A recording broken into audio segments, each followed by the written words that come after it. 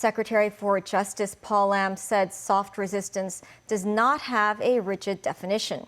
He also said the term isn't a concept that can be used generally. Mimosingai reports. During his inspection trip to Hong Kong, Director of the Hong Kong and Macau Affairs Office Xiaobao Long said soft resistance remains in the city.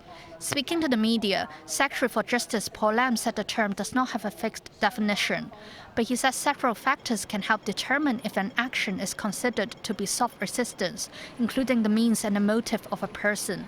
We have to consider very carefully how to respond to this sort of soft resistance, assuming that there are false accusations against the government or wholly irrational opinion being expressed against the government, then our response is to refute or to clarify the situation to make sure that members of the general public, including people outside Hong Kong, will not be misled.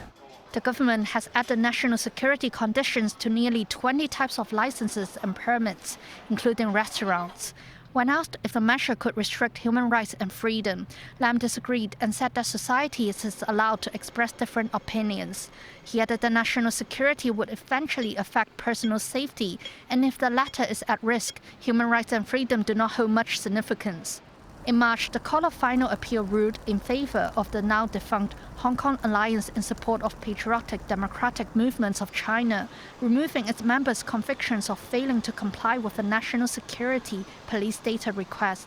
Lam said authorities are studying methods to amend the relevant ordinance. The Justice Chief said careful consideration must be conducted before amendments can be carried out on any pieces of legislation. Mimosingai, TVB News.